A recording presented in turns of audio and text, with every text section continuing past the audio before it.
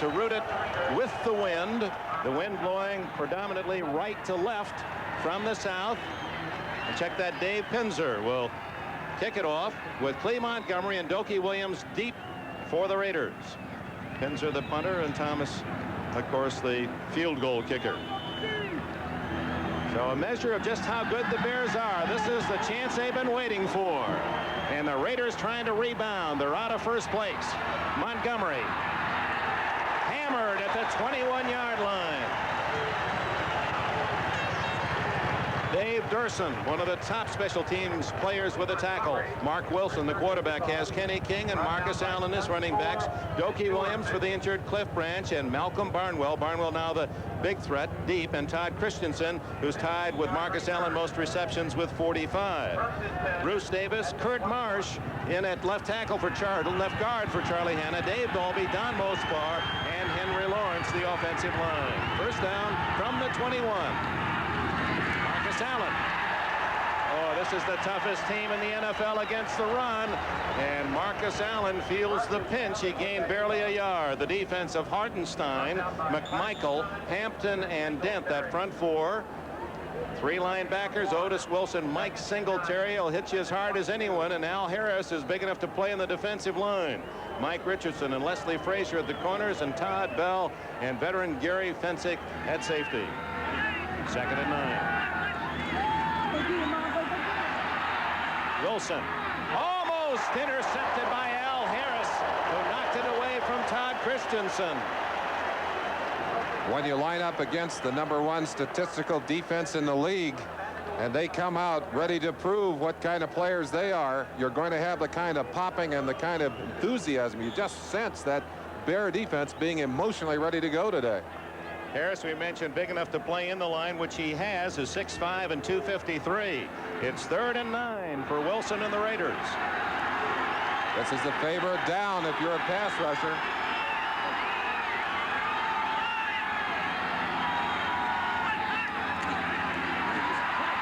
Wilson well protected, but gains only 4, and the Raiders will have to punt.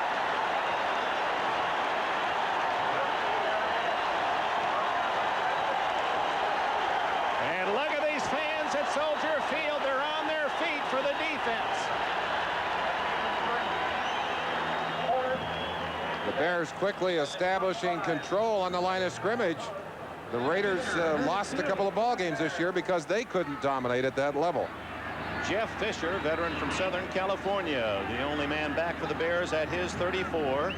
Ray Guy to kick into the wind. And a beauty. Fisher at his 31. 40. 50. And he's out of bounds at the Raider 48-yard line. Jeff Fisher. Ray Guy, #8, the punter, who's a fine athlete, down to make that stop as Fisher broke a tackle. And that's another problem that the Raiders have had. They have not been tackling as soundly as they have in the past. Jim McMahon, like Wilson, a BYU graduate with Matt Suey, and Walter Payton in the backfield. Willie Galt, the speedster from Tennessee. Dennis McKinnon, a great blocker for a wide receiver, and the tight end, Emery Moorhead. The line has Jim Covert, the youngest captain in the NFL, Bortz, Hilgenberg, Becker, and Van Horn. That's a big offensive line. First down, Raider territory.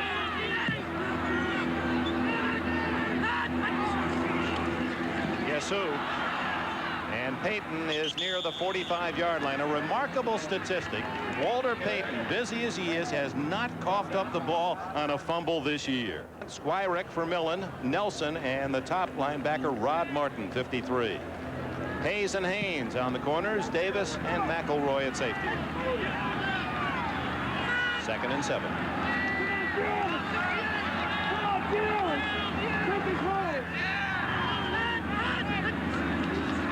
Payton, a little misdirection, and he's hit hard at the 44-yard line, and that's the way he likes it. He'll find somebody to run into.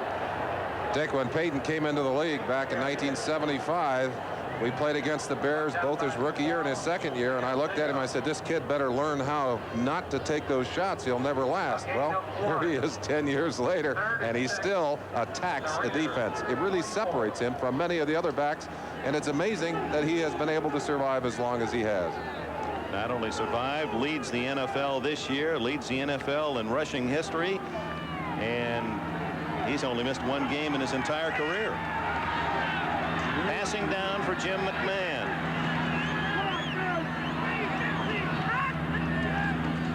But he goes to Payton. And Payton wrapped up on a good ankle tackle from Mike Davis, number 36. And Davis, the strong safety, he's going to be tagging, shadowing Payton all day. He is really crucial to their on the sideline. On 3 tries, unable to pick up the first down. And Finzer will be punting it away. Greg Pruitt, who's had some trouble fielding punts cleanly, stands back at the 10.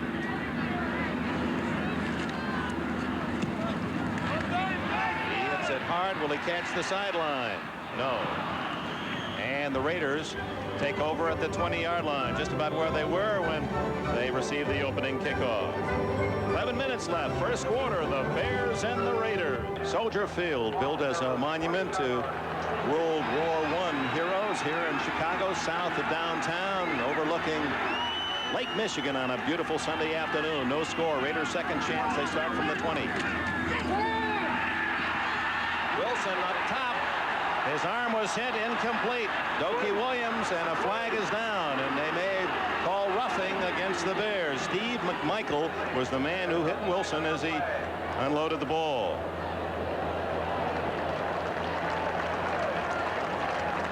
Singletary over to question the official. Pat Haggerty's microphone, at least not operative. Having a little problem.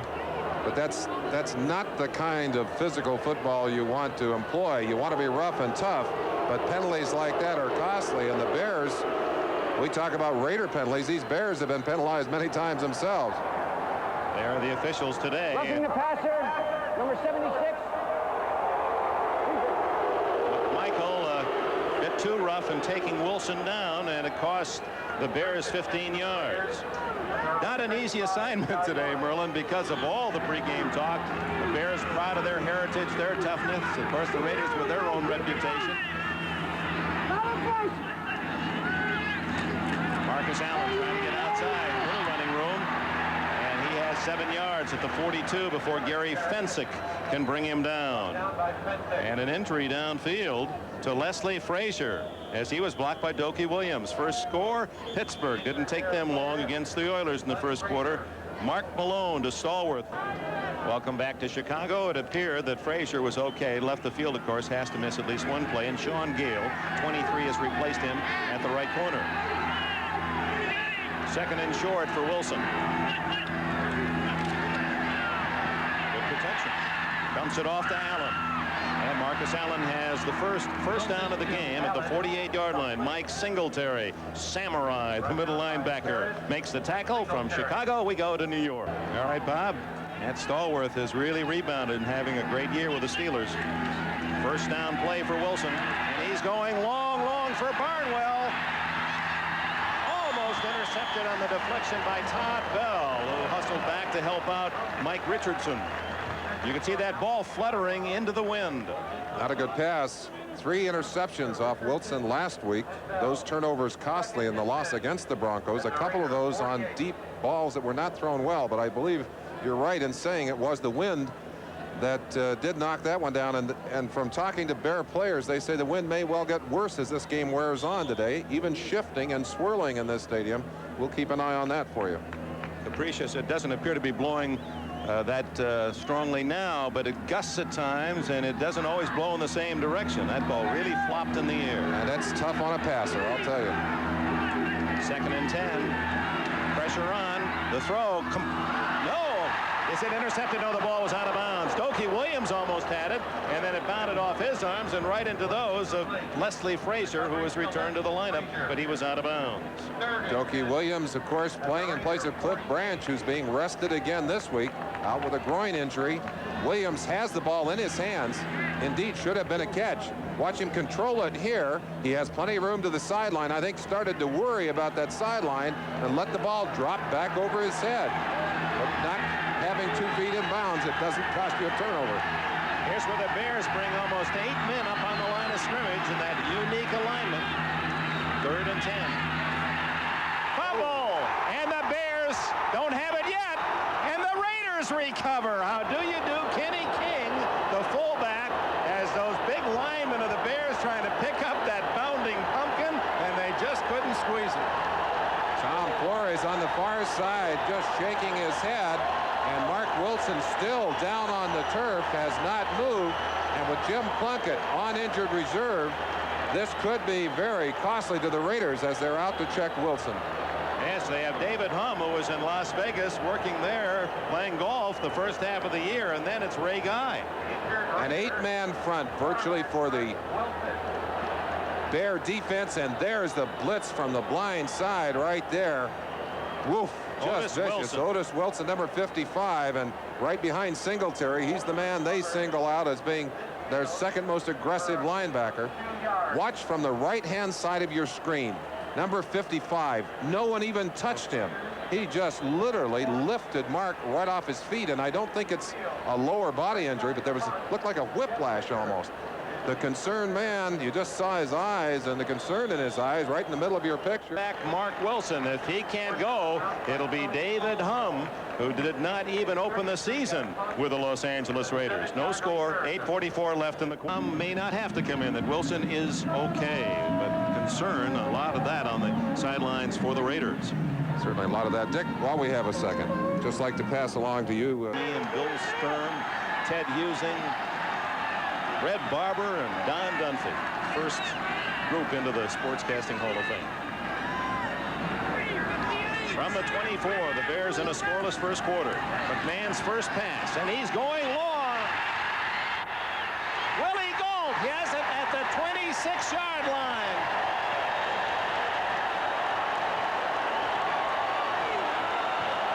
Lester Hayes thought he had it, but it's a 50-yard play for the Bears.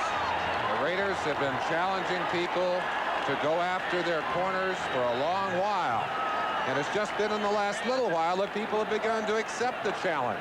Willie Gault, world-class speed, challenges the speed of Lester Hayes, and then makes a fine catch as Hayes is all over him.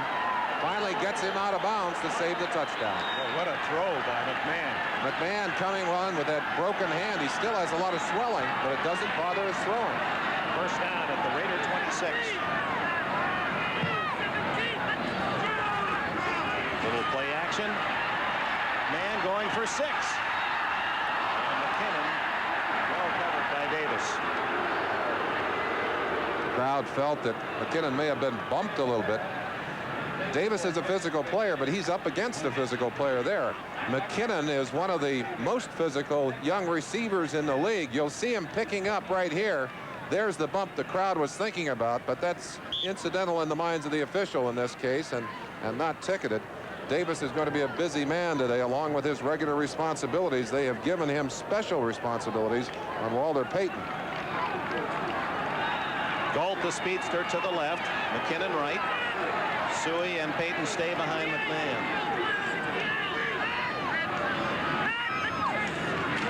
Payton to the 19-yard line. 7 yards for his sweetness. Bob Nelson, the tackler. The man most surprised by all of that was an official who's cut down at the end of this run. Watch Payton in action here. Behind the blocking of Suey, little misdirection to the right and then back against the grain. Good blocking inside, and there's the official doing a little back dance and slap to the ground. 26 yards now for Payton against the Raiders.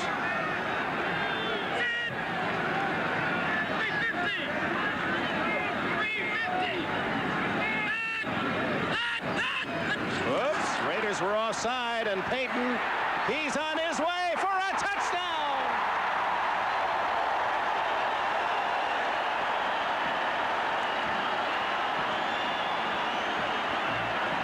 Man to Gault, setting up the 18-yard run by Payton.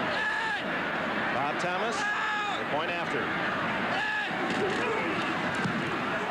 He's got it.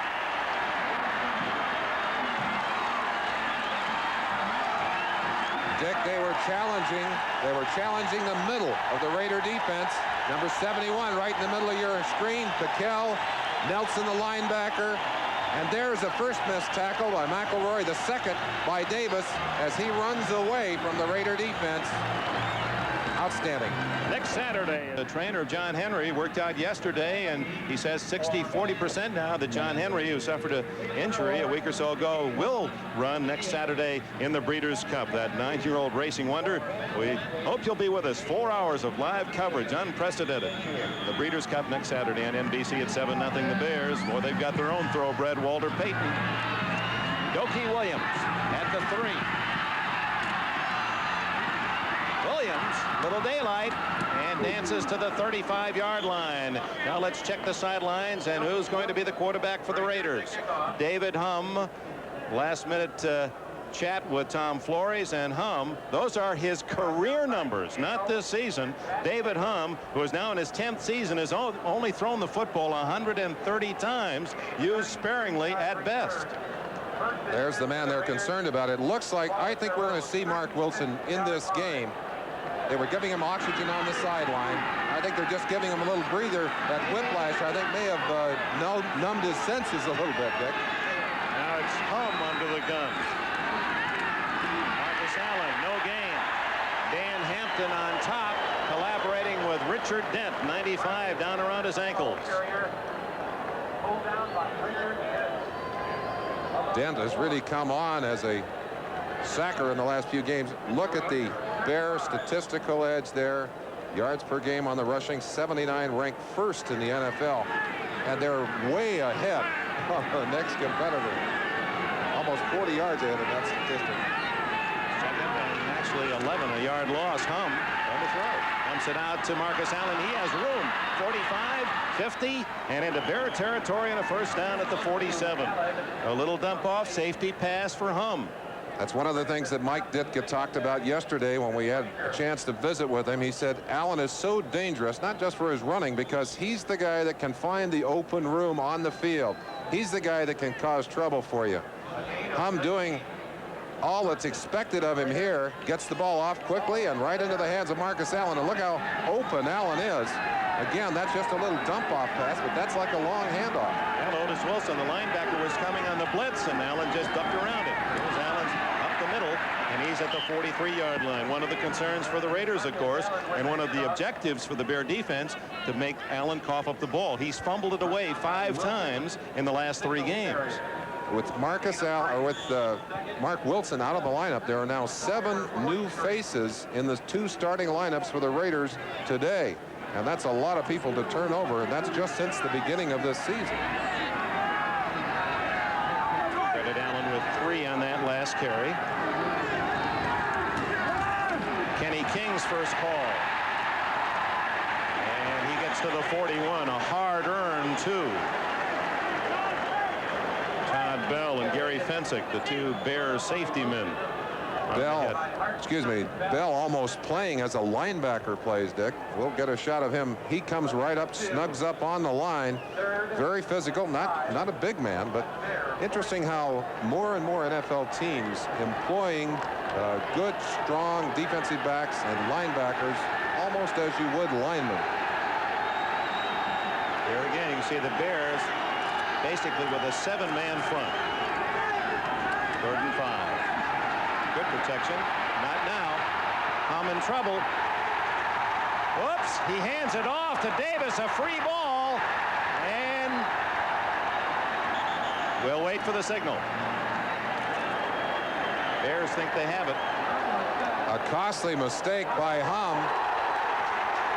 Almost reminiscent of a mistake by Marcus Allen last week when he lateraled to Henry Lawrence.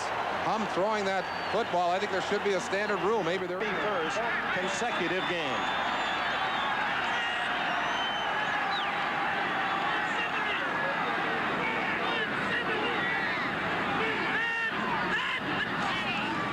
McMahon to Suey. Matsui, powerful legs driving to a first down at the 37. 11 yards on that play. Brad Van Pelt who's now starting in that Raider lineup, had an opportunity to cut him down early, missed the tackle, very angry. But again, the pattern for this Raider defense, missed tackles and the injuries hurting them as they're not able to control the run again, and they're off to a bad start defensively in this game already. Keep our eyes on that offensive group and see if Wilson is going to return for the Raiders. 4 minutes remaining in the first quarter. 7-0 Chicago.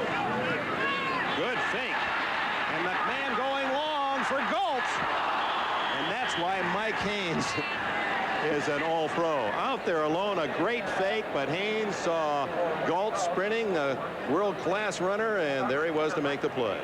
I now understand what Mike Ditka meant when he said that McMahon is the best faking quarterback in the NFL. We just don't see that kind of faking very often.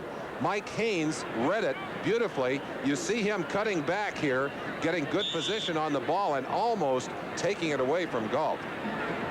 That was a superb play. He was naked and had to react to a fantastic bit of sleight of hand. Ditka, the kind of coach who likes to go to the trickery, flea flickers, reverses, throw it back to the quarterback. He'll do it all. 2nd and 10. And the Raiders were offside. They'll go through with the play. Payton, who scored on a similar Raider mistake, gets only a couple, but they'll benefit from 5 more. Let's check other scores. 7-0 here in Chicago. Elsewhere, the Giants draw first blood at Dallas in the first quarter. Couple of Haji Sheik field goals. Philadelphia trails at Detroit 7-3. Gary Danielson, James Jones hooked up on a 4-yard pass. 7-0 Pittsburgh over Houston. We gave you that one earlier. Tampa Bay leads Minnesota 7-3. James Wilder, a 6-yard run for the Bucs score. Cleveland 3-0 at Buffalo on a Matt Barr 28-yard field goal. And it's New Orleans 7-0 over Green Bay. Wayne Wilson, a 1-yard run. After the penalty, 2nd and 5 Chicago.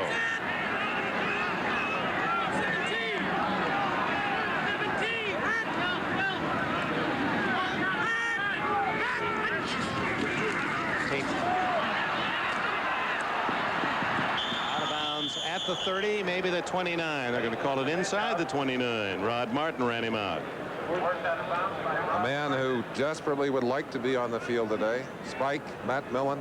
He's a bull. He really plays the run better than he does the pass, and very often taken out on passing downs, but he's not in there today. They're worried about a groin injury. They want to have him for the rest of the season, and I believe that we're going to see Wilson the next time the Raiders get the football, Dick. He looks like he's got his head cleared now and ready to come back into the lineup. But the Bears taking advantage of that fumble, moving down inside the 30-yard line, close to a first down. 3rd and 1.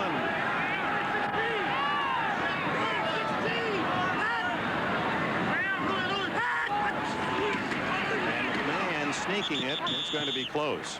McMahon, who has rushed the ball so effectively, 266 yards, the top running quarterback in the league, and somewhat to the dismay of the coaching staff. But as Mike Ditka told us yesterday, what are you going to do? The guy's his own man. He's the strangest quarterback I've ever seen. He plays like a linebacker.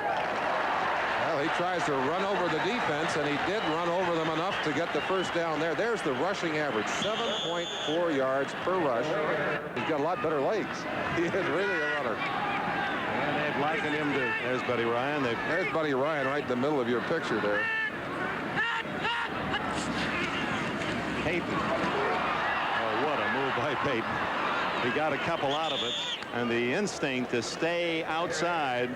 Everything said go inside, and Payton with a little dip.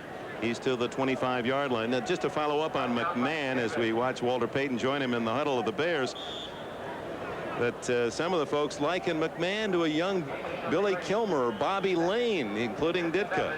Well, at practice, he was wearing a pair of weird sunglasses, and you knew that he was wearing them just to get at Ditka, because Ditka was just grimacing every time he looked over.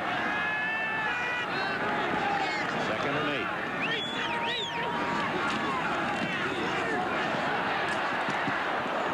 Yard line. Rod Martin and Bob Nelson able to topple Payton just as he was breaking into the clear.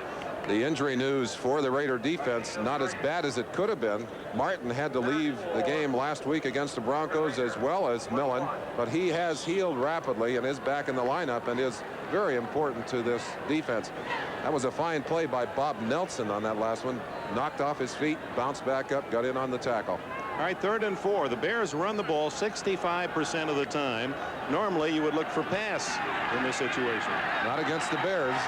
They like to run the football. Although well, McMahon comes out in the shotgun. Well, let's see what he does.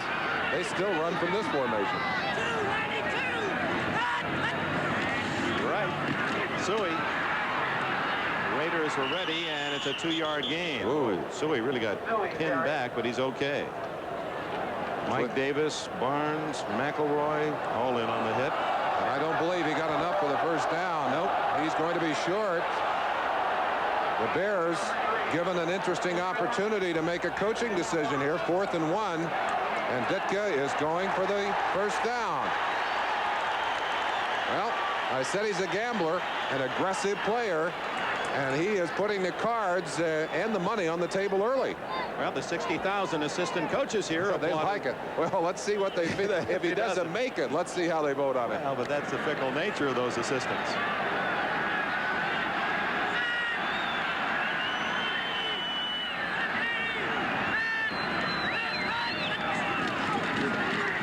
Payton, and even with that stretch and lurch, we'll see where they spot it. It's going to be very close. He needed a short yard. It looked like Howie Long, number 75, at the bottom of that stack, just penetrating very aggressively. They are going to have to measure it as they've got to measure it, mark it, and get up there and put it down. The Raiders take over on downs. Mike Ditka gambles and loses, and the Raiders trailing 7-0. Their defense gets the ball back. Mark Wilson will apparently come back into the ball game, as the Raiders will get a chance now to put themselves back into this game. Boy, November, a big sports month on NBC. Look what's coming. Chicago, the Bears leading the Raiders 7-0, but the Raider defense has just stopped Walter Payton shy of a first down at the 17, and Mark Wilson takes over at quarterback. You're going to have to get some bonus pay for anyone who wants to carry the football against that Bear defense. That's hazardous duty. You can feel those hits all the way up here, and the Bears and that big Raider offensive line just thumping each other. Mike Singletary lowering his shoulder, extremely quick reaction, and look at that, he's giving away maybe 30 pounds there. I believe that's Mospar, 72, locked up on him. Singletary not giving an inch as he just used his leverage to get in underneath that stack. Well, he's listed at 6 feet tall at the start of the year. I noticed the latest release, he's at 5'10". So it's been a tough year for him. And that is the end of the first quarter at Soldier Field in Chicago. The Bears scoring on an 18-yard run by Walter Payton, and had a chance for more, but stopped by the Raider defense. All cars under $7,000 are not created equal. After one quarter, we open the second period. This is the first of our NBC doubleheader today, and what a delightful marquee we have. And first of all, the statistics in this first quarter. Bears living up to their rushing prowess as they have rushed and not allowed the rush, and you see them, well, that's unusual. They usually control the time and the clock too. Haven't done that today. Mark Wilson back in duty, off to Marcus Allen, and Allen to the 25-yard line. A gain of about 7. Singletary made the tackle.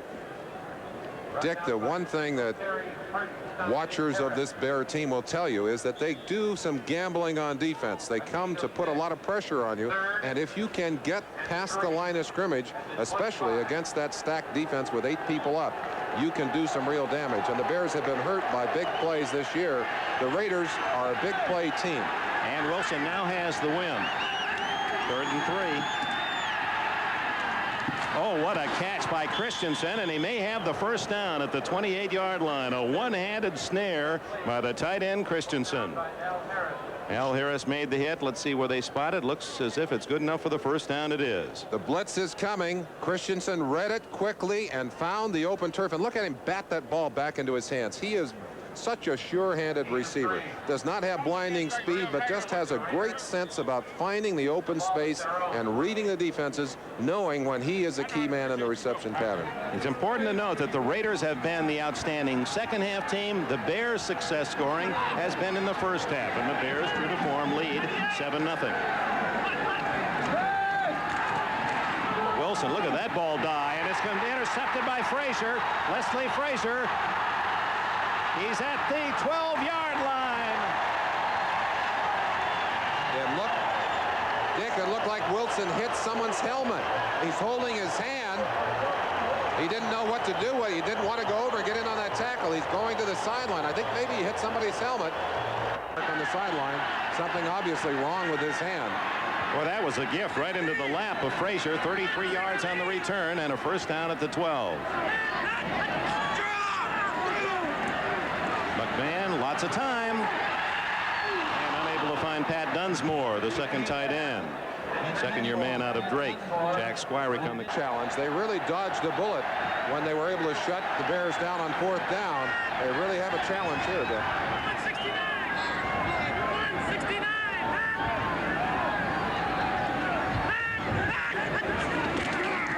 Matsui to about the 8-yard line.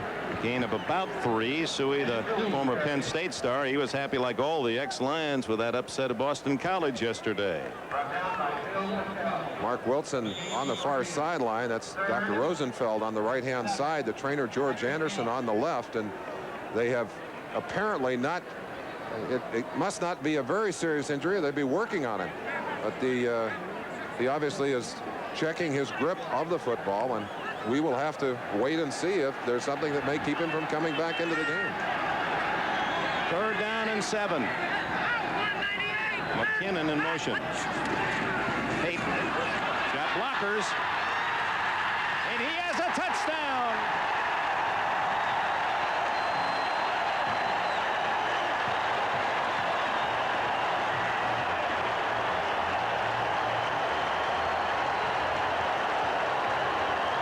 And bursts into the end zone. Bob Thomas tried for point. And it's good. Well, not many teams on 3rd and 7 down near the goal line go to the run, but with Payton they made it look easy. Walter doing a little celebrating as he gets into the end zone. I think he tripped over a photographer's foot, but being the acrobat that he is, he just made a little celebration roll out of it. Well, he's tough enough to bring down. 12.5 minutes remaining in the second quarter. Bob Thomas will kick off this time. 14-0. The wind picking up here. It blown the ball right off the tee, and I think some real concern from both coaches about what the winds were going to do late in this day. Expected to be shifting around and swirling in this stadium. He's passed Jim Brown this year, the all-time NFL rusher, and still going. He says 15,000 yards is not unrealistic. Line drive by Thomas, right through the hands of Pruitt. He's at the 9. He's out of bounds, I believe. Nope, did not go out of bounds, but doesn't matter. He's got the Raiders in terrible field position as Pruitt continues with his difficulties in handling kicks. 14-0 Bears in Chicago. Let's go to New York. And here, the game of musical chairs continues. The Raider quarterbacks, David Humm is back in. First it was Wilson, a back injury, then a hand injury apparently, and Humm starts in terrible position at his 11, and oh, he's now in a really bad spot. Todd Bell buries him at the 9.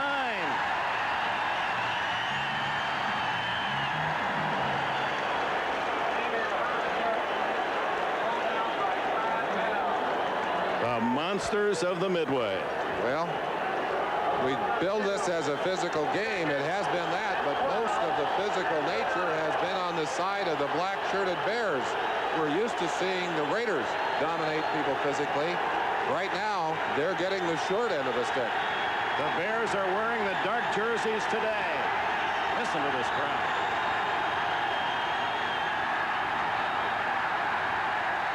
Allen slamming out to the 15. Mike Hartenstein and company with a tackle.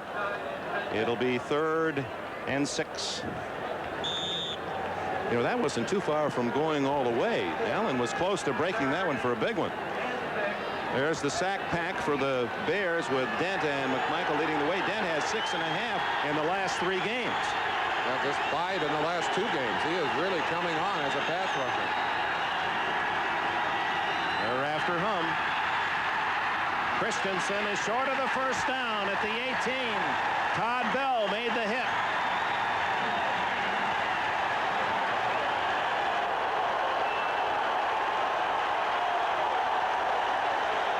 Oh, this crowd going crazy.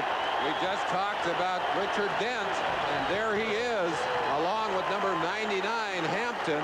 They're just going to get back there and have a meeting at the quarterback after making Archie Manning's life so miserable last week. With Happens if he is injured, then it's Ray Guy, the punter, who would be the emergency quarterback. Jeff Fisher stands at the 37.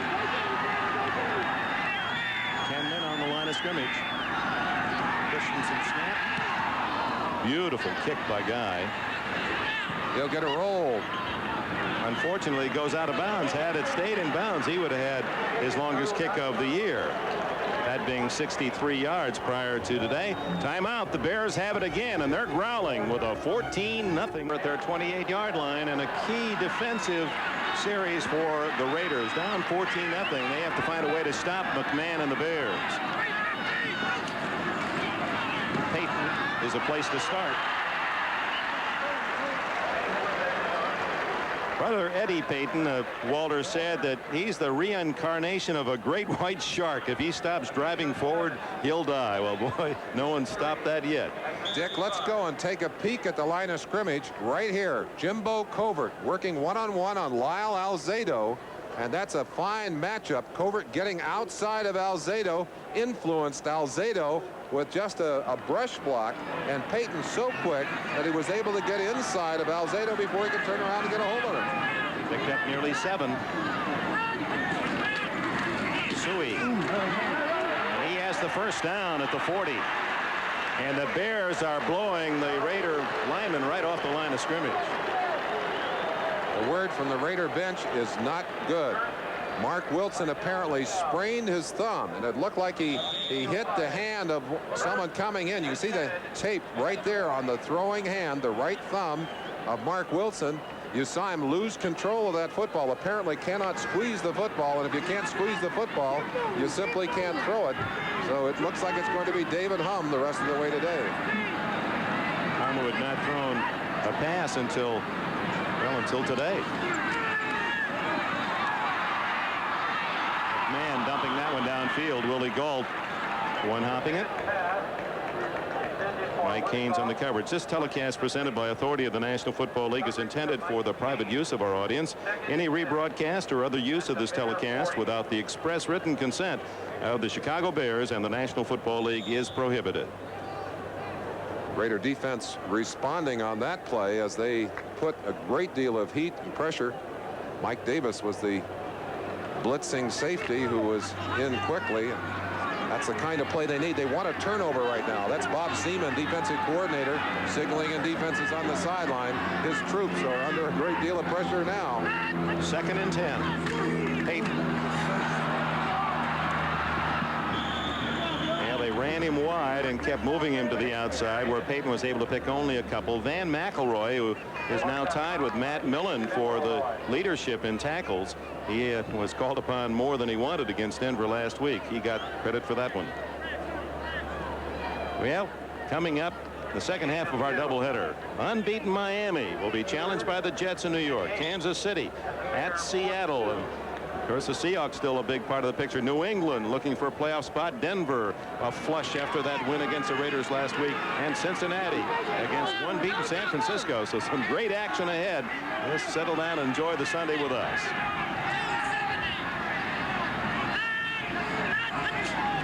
3rd and 8, McMahon. He likes to scramble, but does not have the first down. Good open field hit by Brad Van Pelt. That's the kind of play that the Raiders wanted to see from Brad Van Pelt. They obtained him because they need someone to play the run on that left side of their defense. Van Pelt very quickly up to show you why he has been so highly regarded as a linebacker. That didn't look like that. It sure didn't to me. Folks in Owasso, Michigan may wonder what happened to Brad since he moved to L.A. After a bad night. So Finns are in to punt. Pruitt at the 15.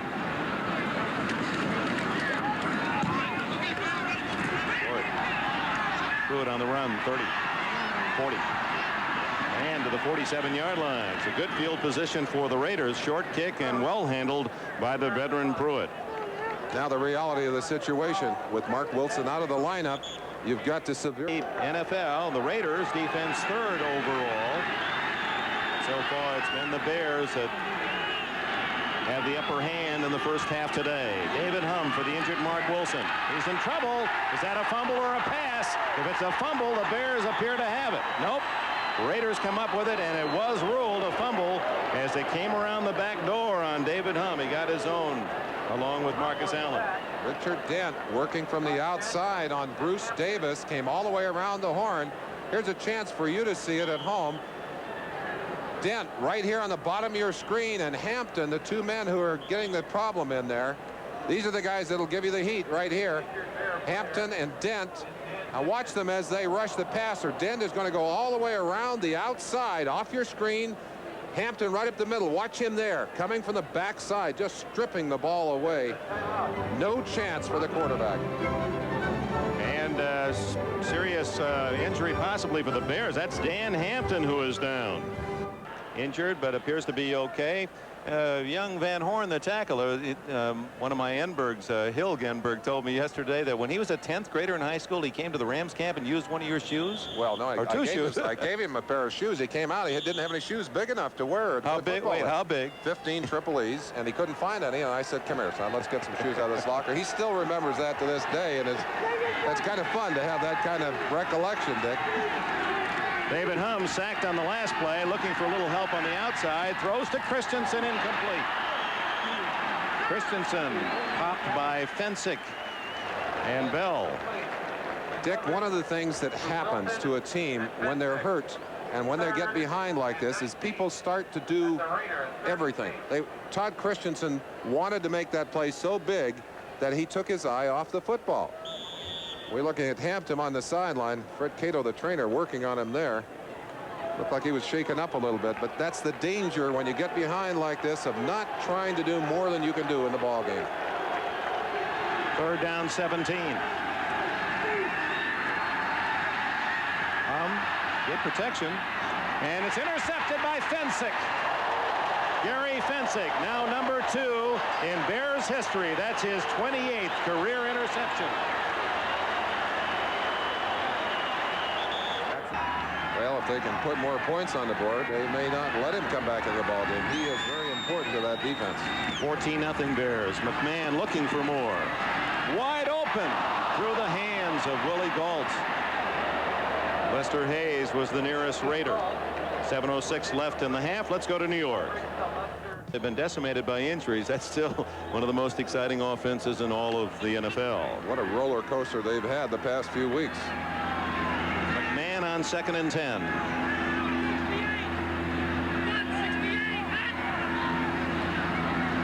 Thomas in the game for the first time, number 33.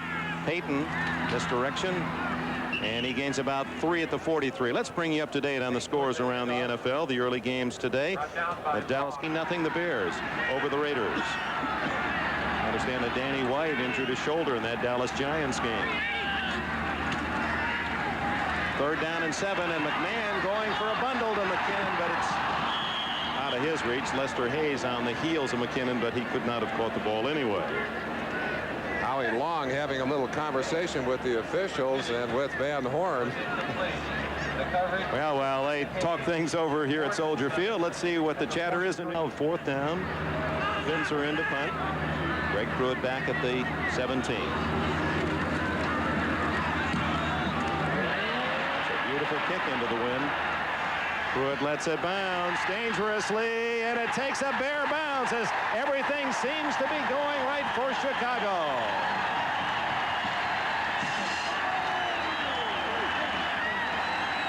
So David Humm will start inside his 5-yard line, trailing 14-0 with 6:07 remaining in the half. Day. Woof. A tough spot for David Humm. Marcus Allen drilled at the line of scrimmage by Otis Wilson, 55. Wilson, a number 1 pick in 1980 out of Louisville. Now watch Wilson coming from the outside of your picture here. Wilson, number 55, right over on the outside of your picture, coming right straight across to nail him in here. The other thing you look at here is the defense just converging on the inside on Marcus Allen. Let's turn it loose and watch a good defense in action. Look at Wilson coming from the outside, and you notice how everything was shut off there. Now Hum from his own end zone. Throws to Allen, who makes a fine catch at the 27-yard line, and there's Wilson downfield to cover. So Wilson greets Allen in the backfield, so Allen comes back and says hello after a first down catch. You saw Henry Lawrence, number 70, picking Hum up off the ground. Hum dusted after the pass, but that's the kind of thing they're going to have to do to get back in this game. Marcus not happy with the tackle by Wilson, who went underneath to submarine him. I don't think trying to hurt him, just trying to get him off his feet. Now Allen, who was tied with Todd Christensen with 45 catches, leading the Raiders going into this game, the leading touchdown maker in the NFL. Total of 12. And runs into 3 or 4 navy blue jerseys. Singletary 50 and Hartenstein along with Wilson. And Singletary, excellent speed and good strength. A new breed of linebacker. We're seeing more and more of them now, able to cover downfield, stay with the running backs, stay with some of the receivers, not the sprinters, but some of the receivers, and then able to use their strength in blitzing and in working the line of scrimmage. 2nd and 10. David Hum. Down he goes. Richard Dent with the sack.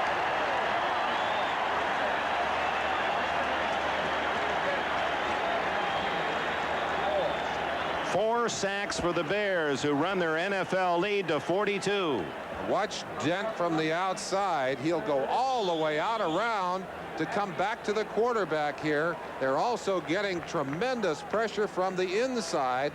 Even though Hampton is out of there, Jim Osborne has gone in, and look at that coming all the way around. Dent is so quick. He's just absolutely running right around Davis on the outside. 3rd and 18. Hum needs a lot and gets some of it to Dokie Williams at the 31, but it'll be shy of a first down.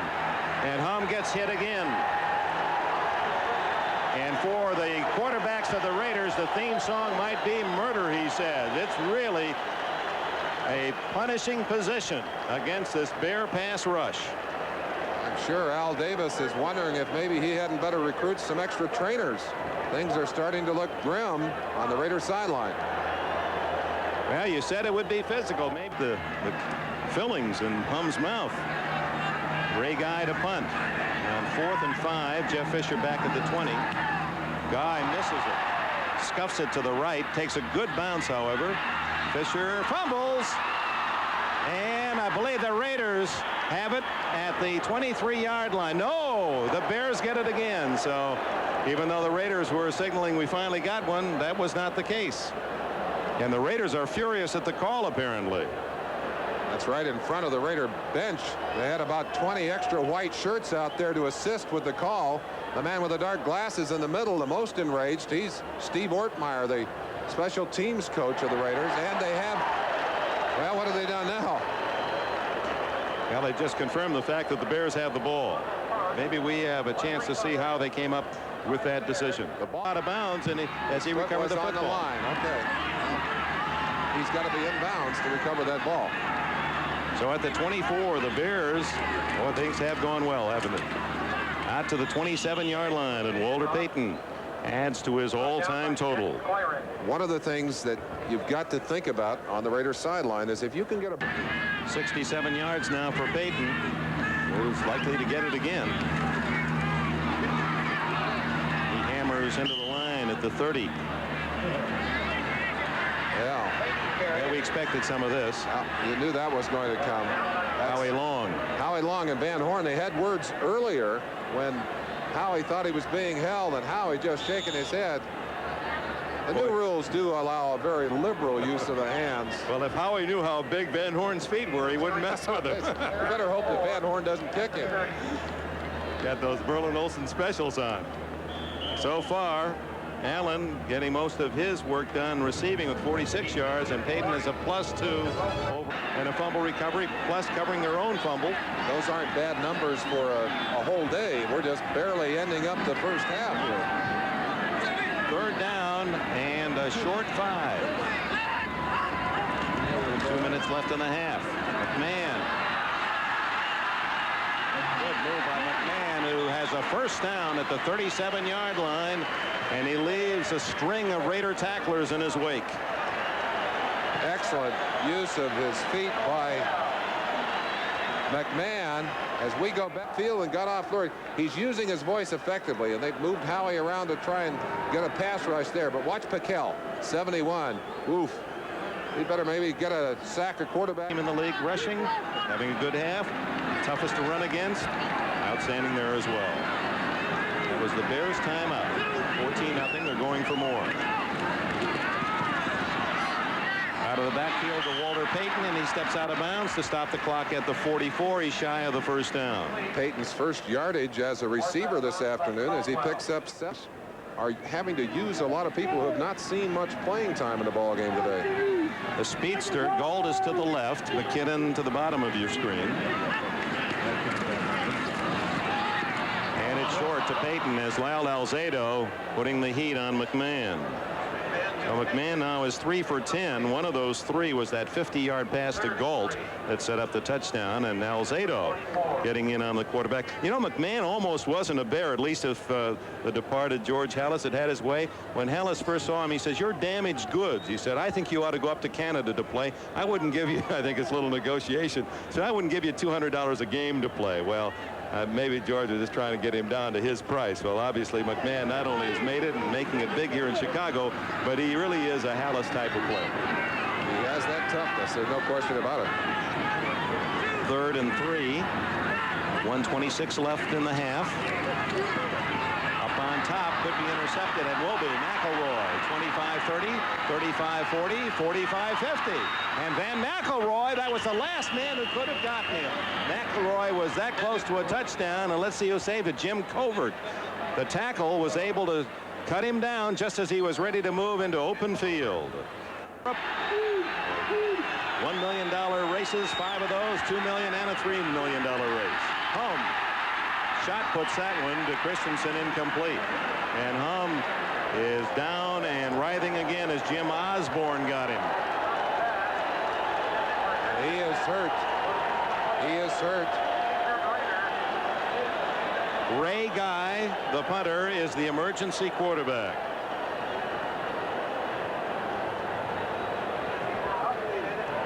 You talk about big salaries for quarterbacks. This is one of the reasons they can command them. They're trying to block, and there Kenny King had a shot at Osborne, couldn't get to him. Phil version of mesh. This is a gut check. There's no question. This is time to check your courage. Marcus Allen, he's the healthiest arm in the lineup, and he's going for Williams. We go back to the interception just to clean up some unfinished business for McMahon. He had gone 134 consecutive passes without an interception. He'd not coughed up one since the first game of the year. Since the opening ball game. And of course, one of the reasons he went through a period of time. Every one of those interceptions comes back to haunt you. Well, let's see if Marcus rolls left and throws. 2nd and 10 from the Bear 45. Wilson. That ball fluttering and almost intercepted, and a flag is down. And boy, they got something going on the sidelines now. Apparently McMahon, or rather Wilson, was hit after he threw the ball, and that brought out some rage from the men in white across the way. Well, one thing I can tell you, that the Raiders are a team. If you come after theirs, you better be ready to go to war, because they're going to come back at you. Physical teams. That's not a statistic you enjoy having applied to you. That penalty puts the Raiders in long field goal range, and Wilson, obviously, he is bothered by that bad thumb. He just is not throwing the ball accurately. And of course, with Richard Dent breathing in your face mask and trying to find a receiver, doesn't make it any easier. One of the things we should mention again here is on the left side of that line, and they've got all they can handle to try and keep those black-shirted Bears off the quarterback. 2nd and 10. Wilson, down he goes, another sack, and this time it goes to number 90, Al Harris. The 5th of the game for the Bears. 3rd down, 16. Frank Hawkins. 30 and tackled at the 27-yard line. Todd Bell got him, and on 4th down we may see Barr come in to try to tempt by Chris Barr, who is 15 for 20 overall this year. His longest 50 yards, this one 45 yards.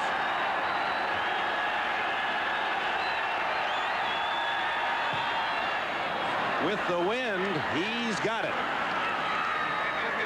And that's a big, big boost to the Raiders in this ball game. They know they're a second-half team. They do a good job of regrouping in that locker room. They're heading there now. I mean, they're trying to get there. There's some taking their wounded with them. Here's a shot from the end zone. A snap that was handled beautifully by Guy. It was a little bit low. Chris Barr getting it through the uprights. There's an interesting point. The snap was handled by Ray Guy. So Guy, with all these injuries, and Hum was the holder. He and Wilson before that one, Plunkett, was healthy. So Guy now is the emergency holder as well. 14-3, the McElroy interception. Barr drills it deep. Dennis Gentry will not run it out. It's a wise choice. Don't want to risk a fumble on that kickoff return. They have been devastated in that area today, and with the earlier injury to Plunkett.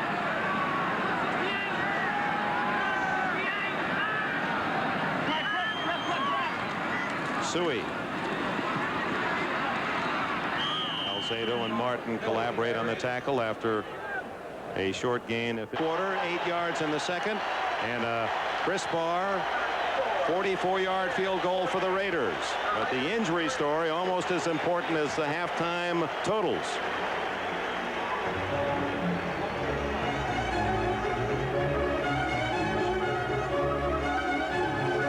Walter Payton, the man who put those 2 touchdowns on the board with the running game early. An outstanding first half for him, but still some football to play here, and it will be interesting to see how the Raiders play this second half. The question is, will they have a healthy quarterback? It's 14-3 Bears at the intermission. Biggest question of the second half, who are we going to see at quarterback? Chris Barr to kick it off. He'll have the win. Well, the Raiders will have the win in this third quarter.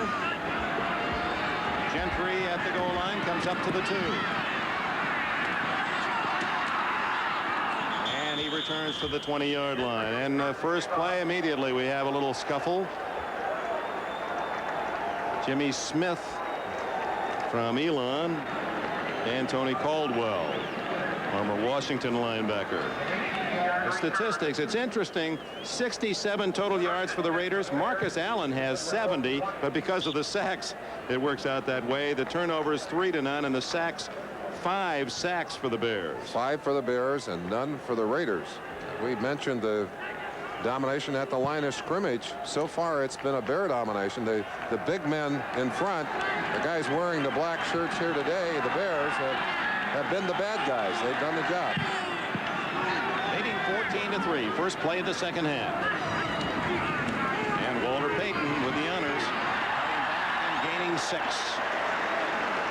Starting wide, seeing a little crack in the defense, and then using that tremendous acceleration.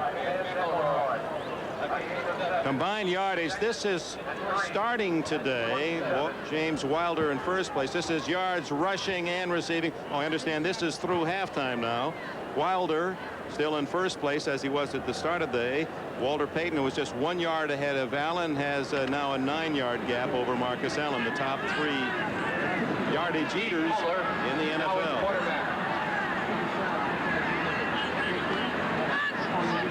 And 4. Payton. What is remarkable, Merlin, the fact that Walter Payton holds the ball in one hand so often, and most coaches would say you're going to fumble, but Payton rarely does, and I guess that's a tribute to his tremendous hand strength. Certainly one of the things you don't think about is how important it is to be able to grip that football. A good running back very often will use that ball almost as a balancing device. And if you haven't got the ability to squeeze that football, you often lose it. Look who's at quarterback, I'll be Steve darned. Fuller. So apparently McMahon, maybe when he was hit late in that first half, and Fuller was not thrown a pass in the last 2 years as the quarterback. Suey does not make the first down. So they try to hammer it up the middle on 3rd and 1.5 yards, and Howie Long, number 75 for the Raiders. And there's McMahon, and we have no word yet, but boy, He you can see is really hurting. Well, maybe the guys in black haven't done all the damage. I believe you're right that it was that shot by Piquel as McMahon ran upfield just before the half. It looked like he had the same kind of whiplash that took Mark Wilson down the first time. So 3 quarterbacks with a question mark. Dave Finzer to punt into the wind to Greg Pruitt back at the 32. Pruitt has some running room at the 34. But good coverage downfield by the Bears. Who was that first man there? He fought off 3 blockers. It was Leslie Frazier, number 21. 37-yard punt, 4-yard return. Dave Durson was also there. Certainly is a question mark with that bad hand. King and Allen. With him, Shelby Jordan, a new left tackle. Kurt Marsh, a new left guard. He started today. Injuries plus substitutions, and the Raiders with some new faces in that first unit. Kenny King breaking a tackle, gets a block, 40, 50, and he's to the Bear 48-yard line. A flag down. I believe we'll have a face mask. 14 yards for King plus the penalty. Leslie Frazier with the tackle. Well, at the emotional level counts for anything. There's no question that just looking down toward the sidelines, there's certainly a lot more emotion, a lot more energy on the Raiders sideline right at this moment than the Bears sideline. And McMahon has gone into the locker room, Dick. Pass, number 21. Now Frazier will see if it's a 5. Incidental 5-yard Just a penalty. 5-yarder, but McMahon has gone into the locker room. He must really be hurting, so that puts a new dimension into this ballgame. Chance to watch this play from the sideline in too slow motion. We had it going. Now back to the live action. We'll see it after this play. There's Marcus Allen out to the 39-yard line of Chicago. A gain of about 3. Al Harris made the tackle. That sideline camera. Maybe we can get a chance to look at it here. Here it is. Dokie Williams getting down to block. Good run by King, but set up by good blocking by that left side of the line. Marsh and Shelby Jordan. David Hum definitely will not return with a knee injury. Mark Wilson, they said earlier he wouldn't return, but forced into action, bad hand and all. Allen breaking tackles and fighting to the 35-yard line, where he's 2 yards short of a first down. Gary Fensick from Yale University and Mike Singletary of Baylor with a tackle. Fensick, number 45, an interception in the first half. And chronicled that he at Yale took a sportscasting class. This professor Howard Cosell, he said, but my new hero is Al McGuire. I was his driver during the NCAA basketball tournament. I really learned something from the coach. 3rd and 2. Allen has a first down and more to the 29. So the Raiders come out running and effectively. Harris and Singletary with a stop. I think the challenge was laid out in the Raider locker room, and the question was asked, are you going to let these guys bully you and beat up on you? Well, the answer apparently in the early going here is the Raiders have decided to take charge of at least the offensive line of scrimmage, and they've gone right after the Bear defense. Christensen lines up on the right side. Barnwell in motion. Fake reverse. Wilson. Not very well thrown. The Bears fighting amongst themselves for that football. Way out of bounds. It'll be 2nd and 10 when we return. Let's check. There's a team that said, well, they're so banged up, they're going to have trouble. Chargers are playing a fine game. Sometimes the wounded are the most dangerous. Kenny King. Oh, right into the arms of Steve McMichael, an All-American at Texas. Good, solid stop by McMichael. Take a quick peek at the line of scrimmage. This is a regular 4-man alignment, just regular 4-man spacing, a 4-3. The Bears, one of the few teams still in the NFL to employ the 4-man spacing, and we showed you that unusual alignment that they used earlier. I think we'll look at that again a little later on, because the Bears are one of the most unique and difficult teams to prepare for in the NFL. Passing down, 3rd down and 6. But they stay on the ground to Allen, and Allen draws a crowd, knocked down shy of the 1st down at the 22-yard line. Singletary spearheading the charge. Number 50, Todd Bell, was there also. And Barr's going to come in to try another field goal, apparently. Dick, let's take a quick peek at the alignment of the special alignment of this Bear defense. The 3 linemen covering the nose of the tackles in the center, the 2 linebackers out here on the tight end, and the 1 weak side lineman on the far side. And again, 2 men very close to the line of scrimmage. One of those is safety. 8 men up. That's really an 8-man front. And you see how it's certainly effective here, although the Raiders have been running the ball very well so far in this half against that alignment. 40-yard field goal try by Chris Barr. And with the wind, is it good? Yes, he just hooked it inside that upright. Had it been another 5 yards, he'd have been wide left. But Barr is connected 2 for 2 from 44 and now from 40 yards. And that's how the second half opens. It's 14-6 Bears. 9:03 left in the quarter. Backs have become endangered species. It's 14-6. The Bears lead, and they're about to return the kickoff of Barr. Gentry in his own end zone. He's going to take it out. And he's hit down shy of the 15-yard line at the 13. So the Bears, without their number 1 quarterback, McMahon, neither team at this point starting today with any depth at that position. And the 2 starters, Wilson and McMahon, sidelined by injury. So it's Steve Fuller, who has not passed the ball in 2 years, at the helm for Chicago. During that commercial, trying to get the crowd revved up, and left for a while as the Bear momentum stopped somewhat. It's 14-6 Chicago as they start from their 14-yard line. Suey in motion, and Payton running in that direction. Boy, just see him get that speed into high gear. Checking on how things developed in the first half for you, that in case you may have been late. McMahon left twice with injuries. His replacement, Hum, is left perhaps for the season with a knee injury. Check that Mark Wilson left twice with injuries, and McMahon now is out. Payton has a 1st down at the 30. Bill Pickell made the tackle. Oh, he is a defiant runner. Dick, we took a look a moment ago at the 4-3 alignment and the special alignment of the Chicago Bears. The Raiders coming out of a 3-4 alignment. That's their standard configuration. You see them here, the 2 defensive ends and the nose tackle, 4 linebackers around the outside, the 2 safeties up very close to the line of scrimmage. That's the standard defensive alignment. Payton now with 90 yards rushing, 1st down at the 30. Midway through the 3rd quarter. Payton again. Just a couple this time. Bob Nelson made the stop. Let's talk about Steve Fuller a moment, the former number 1 draft pick from Kansas City. We'll get to that story. First to New York. Bill, so the Steelers again winning big at home. The Bears trying to do the same here in Chicago. They lead 14-6. It's 2nd down and 8. Fuller's first pass in a couple of years. And it's complete to the tight end, Emery Moorhead. He does not have the 1st down. He's at the 37. Lester Hayes made the tackle. Tremendous heat applied to Fuller as Mike Davis had made the choice of rushing rather than covering. Moorhead's first catch of the game, only his 13th of the year.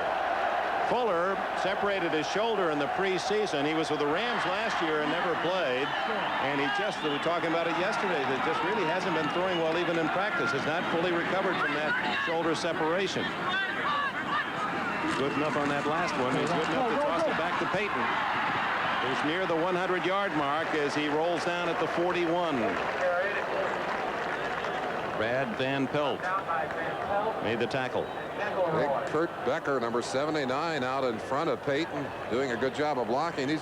The Bears have really improved this offensive line, and offensive lines take a long time to gel, Dick. They have to work together and work together and work together to finally get that teamwork that will be effective. Well, you see the comparison between Payton and Allen. It's a very young offensive line. Keith Van Horn, 4 years in the league, is the dean. Payton going for 100. He's got his 100 yards again as he stopped right at the yardsticks at the 47. Nelson again. I'm glad I'm not down on that field. The crunching blows. This is probably as physical a game as I've ever seen, and I played in some tough games against these Bears. This team reminds me a lot of their '63 championship team that had such a great defense.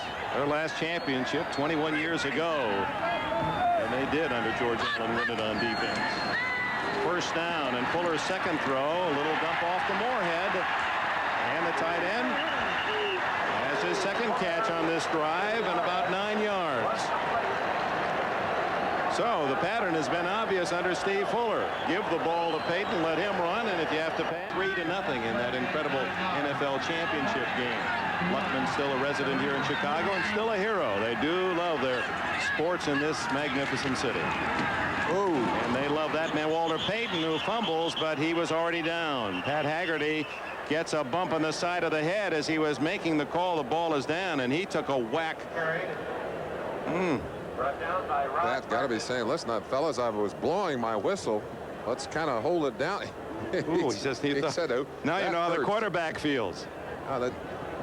Not only physical game for the guys in the black and white uniforms, but the black and white stripes are getting their share of the action. Elbow from McElroy got him. Wow. He's going to let the cobwebs clear. Did not make the first down. 3rd and 1. This time they keep Suey in the backfield. We'll see if they call Payton's number again or whether it'll be the heavier Suey.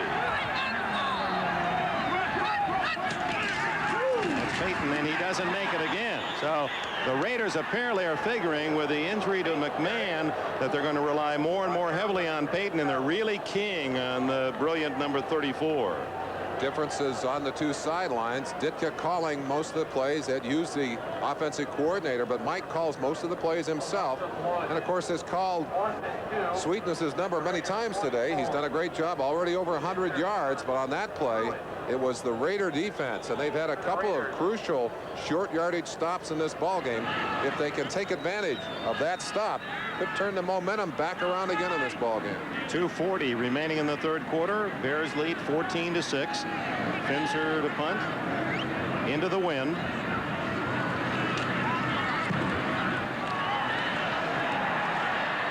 And that one's going to go into the end zone. The Raiders take over at the 20-yard line. Now a crucial opportunity for the Raiders, who have cut the Bears lead from 14-0 down to 14-6. At it with the Vikings, with the Jets. That's Hampton, who has not played in the second half, in the towel. Hawkins gains 4. It'll be 2nd and 6. I asked Buddy last night, I said, would you rather be on the field or up in the press box? He said, I hate it in the press box. He said, I want to look into my players' eyes. You see him signaling the defense in. Very simple signals. Has an excellent rapport. He's really one of those gut-level guys. You like him when you talk to him, and he's done a great job with the defense here. Hawkins and Allen behind Mark Wilson on 2nd and 6. Marcus Allen skipping to the outside and just shy of the first down at the 29. Fensick up there. He was shaken earlier, but okay. Down by Fensick. Dan Hampton with the towel around his head, and you don't take a chance with your best defensive lineman.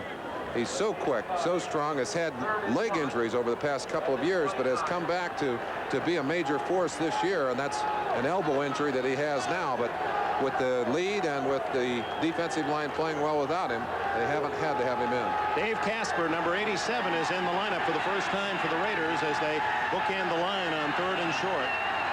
And that's Derek Jensen in motion. Marcus Allen on second effort has the first down. They had appeared to stop him just shy of the 30. Allen twisting and over the pile for the first down.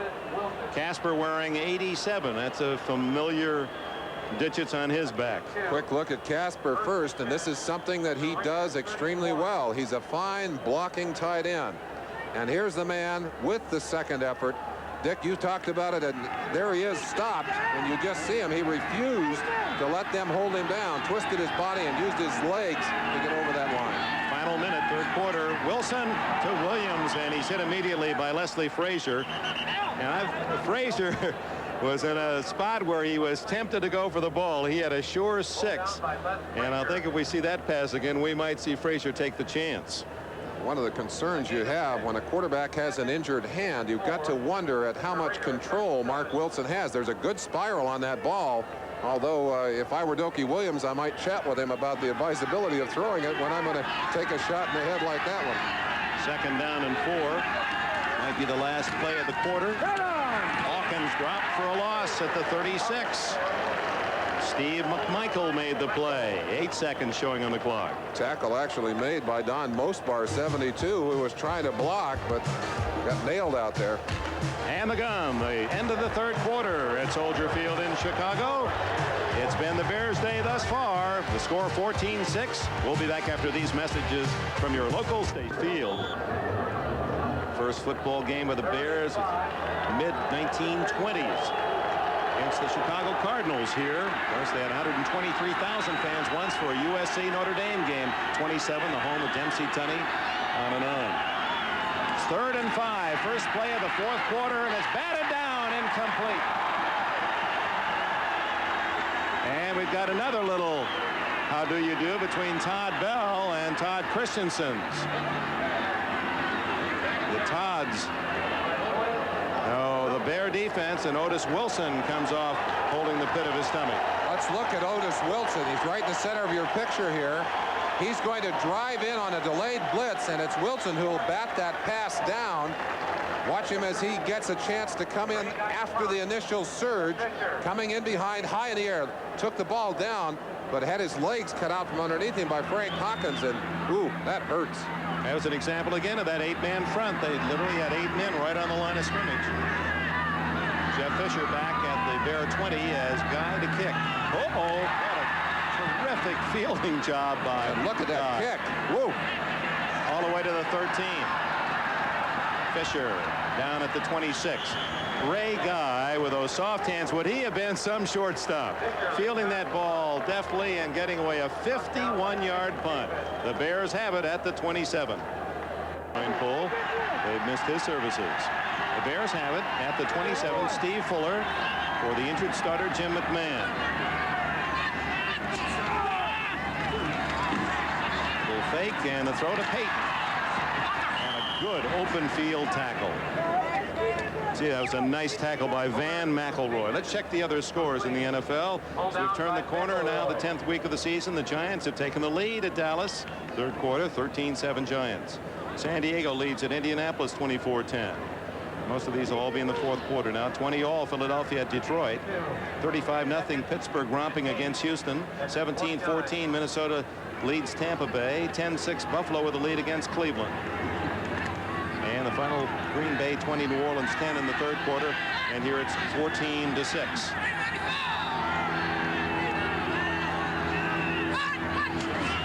Second and 8. Fuller comes out throwing again.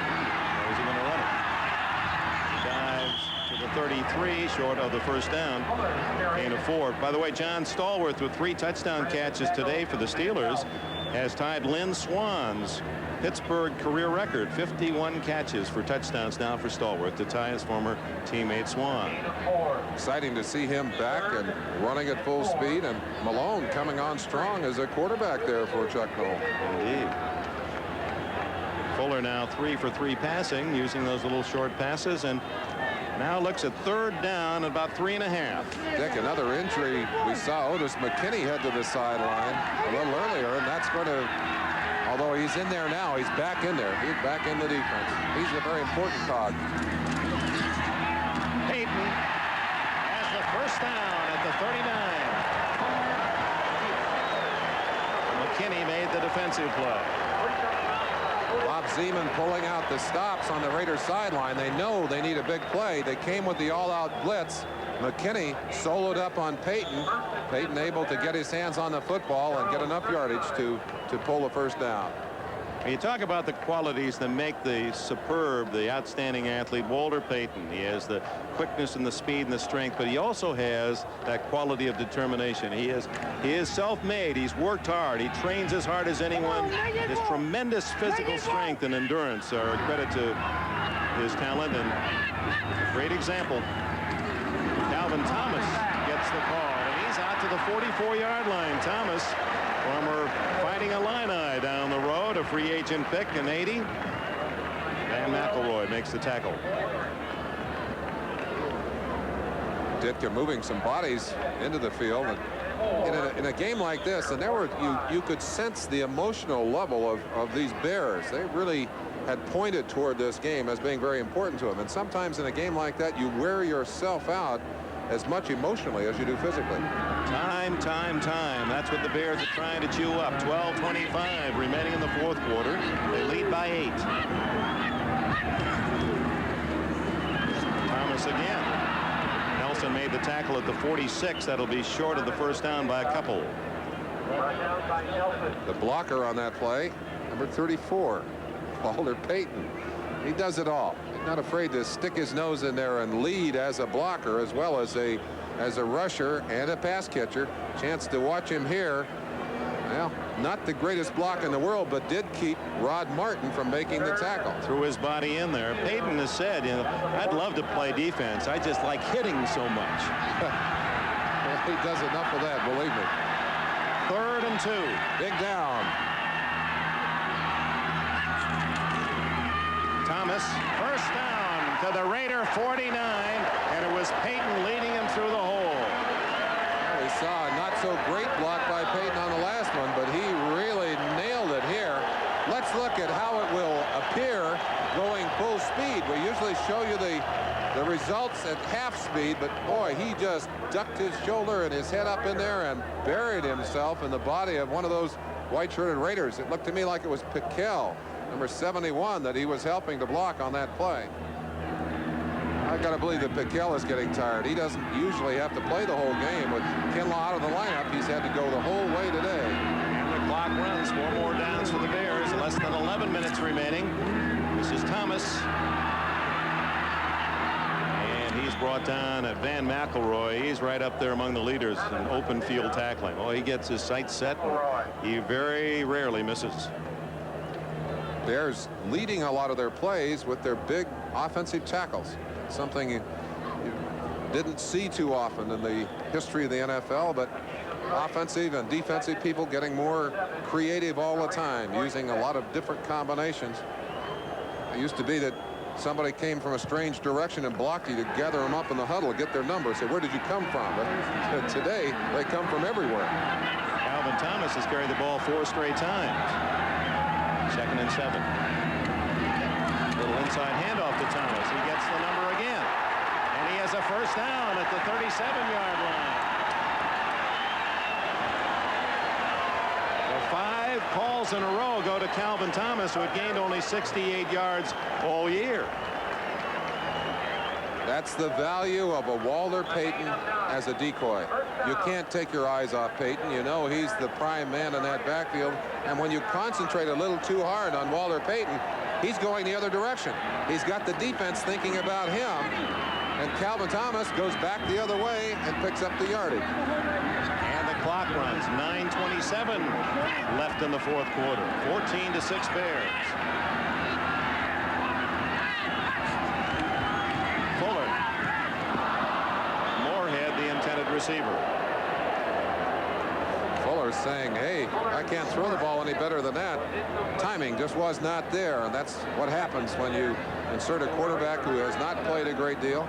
But he did throw the ball very perfectly to Fuller, unfortunately, or to Moorhead. Unfortunately, he was not looking at his quarterback.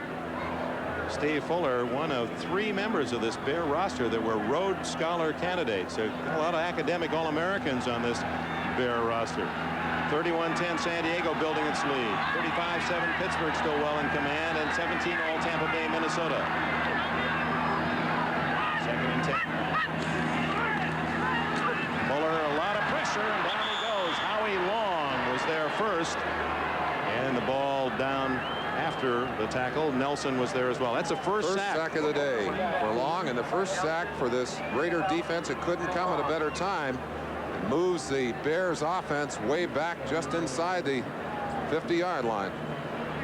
Payton as a blocker, well, missed one. And again, you see what can happen when you miss the blitz. Your quarterback is going to be awfully sore the day after the game. Well, that Ahmad Rashad piece talking about how he felt after playing the Bears, how appropriate that commentary was. Both these teams. I guess the way to schedule the Bears and Raiders is wait till they play each other and hope you get them the next week. And they're still in the whirlpool. Timeout called by Steve Fuller with 8:53. That's a timeout Ditka did not want to spend with the clock running in his favor. The Bears have an 8-point of our doubleheader, and we know you'll delight in your choice of these four. Miami and the Jets. The Dolphins trying to keep that winning streak alive. Kansas City will be at Seattle. Denver protecting its 8-1 record against New England. They're 6-3. And the Bengals improved against the 8-1 49ers. Those are the games that will follow our action here from Chicago. Third down. First really long yardage for the Bears today. Third and about 20. And Fuller going to run it. 40. And he gets down just in time at the 35, short of the first down, and almost in field goal range with the wind. It's been changing, but basically will not hurt a field goal attempt. 13-yard scramble by Fuller. Flag is down. Looked like something. Flag dropped on the sideline. Well, I guess there was no flag. No flag. Accidental dropping of the yellow. We haven't had many penalties today. An interesting game. The one thing that I'm looking down at the Bear bench. I'm looking for their number 3 quarterback. There he is. Oh no, that's not him. No, that's not Rusty. But if I were Rusty, I don't know if I'd want to get into this ball game. Might shorten your career. I know I wouldn't want to. Finzer at the 50 with Pruitt at the 10. I'll try to pooch this one downfield. Using as much of the clock as he can. So obviously Ditka said let's take every second we can. The 30-second clock, very slow in starting, is only at 11 right now. And Dick, this is a place where I'd like to see you be able to go for 2 points on the extra point. Fortunately, we can't do that in the NFL. Looks like a good kick. It is a good kick. Out of bounds at the 6-yard line for Dave Finzer. It's been a very rough physical game, but you would not know that if you picked up the paper and looked at the penalties. Only 1 for 5 for the Raiders and 3 for 35 for the Bears. Yeah, they've been on their best behavior all day long, but the bruising and the hitting has been all world. Their running game, the key. 11 more plays, and they just had the ball for 7 minutes, 18 seconds. Did not score, but of course the Raiders, trailing, didn't have the pumpkin, and now finally get it at their own 6-yard line. Mark Wilson with a bad hand thumb from his own end zone. Going long and has a man. Doki Williams a step short. That ball thrown well. Mark able to get that ball downfield a long ways, and Doki making a super effort, lunging and leaping to try and get out. Has great speed.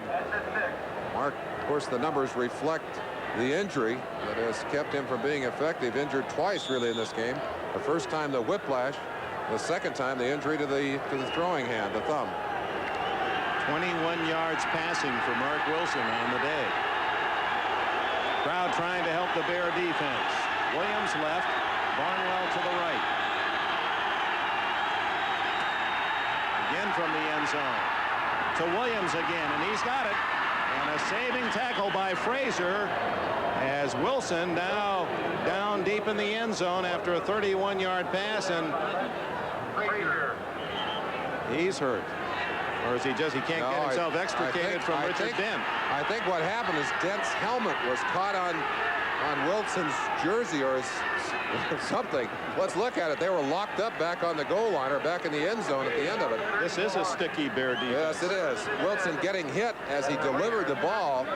And again, Dokie Williams, with his speed, had driven the corner off. Gotten him back a little bit. Frazier giving him room because Frazier does not have the speed of a corner. Really more of a safety than a cornerback. So that throw gets the Raiders out of the hole. Clock shows 7 minutes exactly left. 14-6 Bears. Marcus Allen gets only a couple to the 38-yard line. And in case you had missed the Bears throughout the course of this year and you heard about the Bears' tough defense against the run, now you know. Now you know why they're far and away the best in the NFL against the run. If you had your control of scheduling, wouldn't it be nice to come in and play a team after the Bears and the Raiders had had a chance to play against them? Ooh. The Rams meet the Bears next week in Anaheim. Wilson, a ton of time, and it's intercepted. Frazier. Leslie Frazier has his 6th of the year, the 2nd today. A flag is down. Hold on, we have a flag back where Wilson threw the ball. And we should have another flag. Marcus Allen was clipped on the play by Singletary. No flag on that one.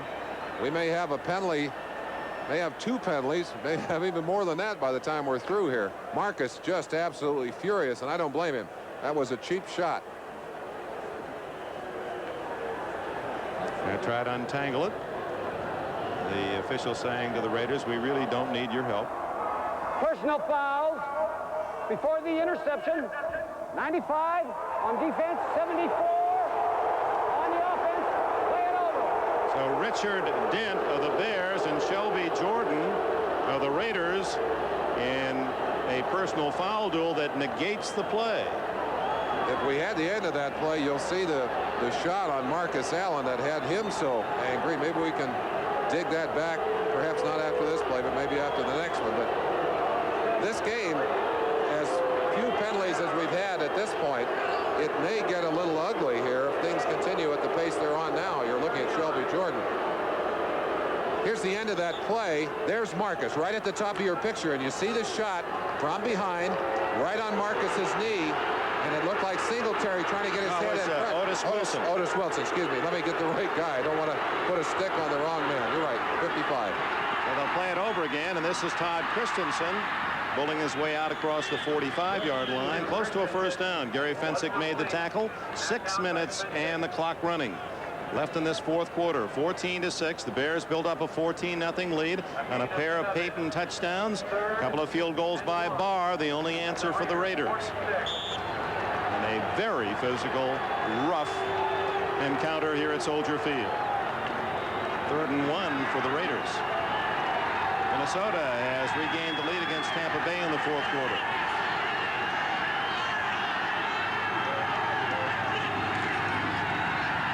Marcus Allen wants to throw, looking for Todd Christensen.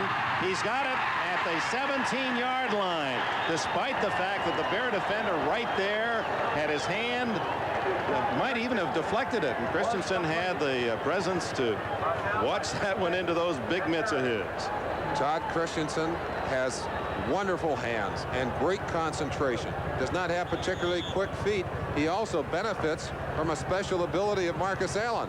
Throwing ability. Look how this pass has to be thrown perfectly. Drops right in over the outstretched hands right there. The linebacker there. Fensick is there. Christensen still made the catch, but what a wonderful throw. Allen now is 1 for 3 passing this year, but one of those was a drop for a touchdown in the opening game against Houston. So the Raiders, driving from their own 6-yard line, have a first down at the Bears 17. Wilson. Christensen was open. That was a sure touchdown. And after making such a difficult catch, it looked like that ball was catchable. But you make your own choice as you see Christensen one-on-one coming right into your living room. just a little late coming around. Looked like that ball got there before he anticipated the throw. Wasn't able to get set for it. 4:38 left. Mike Ditka's Bears in control 14-6. But the Raiders putting on some late pressure.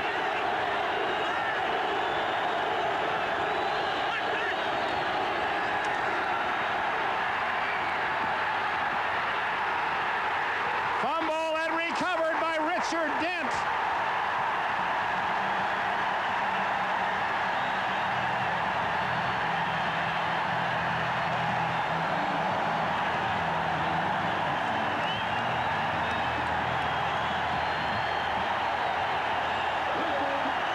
Things happening on that play. Dent had been driven past the quarterback, came from the blind side. Wilson wanted to have Malcolm Barnwell break open. There's the shot. Shelby Jordan right at the top, fighting to keep Dent away from the quarterback. He comes from the backside, and with that injured thumb, there was no way that Mark could hang on to that football. Dent forced the fumble, recovered the ball, and the Bears defense has the ball again for Chicago. When you races, he said, I'm wide open for one of those $1 million opportunities. Well, what a special day that's going to be. 4 hours live television from Hollywood Park. The Breeders' Cup, $10 million at stake. John Henry, apparently, the latest word is that he's healthy enough, will indeed be able to run in the $2 million turf race. The Bears' fourth turnover. That's 11 times the Raiders have lost the ball in the last 2 games. Walter Payton drives it to the 28. Walter Payton. He's only 30 years of age, 10th year in the league. He was only 20 when he graduated from Jackson State. He has a #1 draft pick, finished his schoolwork in 3.5 years. I mean, you talk about the All-American kid. What doesn't he do well? You'd rarely find a player as respected by his teammates as Payton, too. They really appreciate the fact that he doesn't take advantage of his status as a superstar. A very gracious and humble young man. Oh, there's the fumble the other way. And the Raiders, Ralzado can't come up with it and goes out of bounds. The Bears have the ball. The Raiders never had control. You've got to get possession of a fumble. If you don't get possession of it, it's the last team that had possession that will retain it. And you see the official signaling downfield, and it looked like Alzado had made the choice to control the football, not to try and pick it up and run. Here's a chance to see it. There's the hit right there. The ball stripped away, stripped from Suey, and Alzado looked like he had it, but as he rolled, the body just bounced it out, and there, touched again by a Raider, but no one controlling it before it rolled out of bounds. Yeah, when they made the ball oblong, they certainly built in all that added drama and confusion. And in this case, a little heartbreak for the Raiders, who have not had the ball bounce their way at all today. The Bears certainly have gotten the bounces, and there was another case in point. 3rd down and 3. Ooh. Payton taking a whack at the 31-yard line. That's not to say the Bears haven't forced a lot of those bounces with their hard play. Other scores, 16-7. The Giants open up their lead against the Cowboys. Philadelphia trailing at Detroit late, 23-20. 13-10. Cleveland takes the lead against Buffalo. The Bills still in search of their first win, had the lead. And Green Bay by 7 at New Orleans in the 4th quarter. Stay with us. Of course, NFL 84 will bring you up to date on all the scores and all of the second half action of our doubleheader. And we've got some great games to follow this one. 3 minutes exactly. And again, Pins are letting that 30-second clock run down. It's only at 16 right now. Boy, that was certainly a late start of the clock, wasn't it? Sure, for the Bears, the clock is running very slowly, but for the Raiders, it is flying, and time is running out. Nice! Great kick by Pinzer. Look at Pruitt. Oh, and there's the problem that Pruitt's been having. Able to recover his own muff and then step out of bounds at about the 23-yard line. But that big play by Richard Dent that denied the Raiders when they were deep downfield may be the difference. Only 2:31 left, and the Raiders start from inside their 25-point lead. We saw a rather angry Mark Wilson, who usually has his temper well in control. Well, he does, and raised in a strict Mormon background. His language, he's very careful about his language. Bobby Chandler told me that when he was with the Raiders, in order to talk to some of those other players, he needed to use stronger language, so he had to use a designated cusser. Well, I think he may have needed one a few times today, Dick. Wilson going for Christensen, and almost intercepted again. Fensick was right there. Fensick, who has one today to move ahead of Benny McRae into the #2 spot all time in Bears history. Richie Pettibone with 39, the assistant at Washington, has the all-time Bear record. Miami and the Jets, Kansas City, Seattle, Denver hosts New England, and Cincinnati meets the challenge of San Francisco. Those are the games that will follow here on NBC. Terrific doubleheader today, and what a beautiful day in Chicago for this Bear Raider game. Tied again, the Phillies and the Detroits, 23 all, fourth quarter.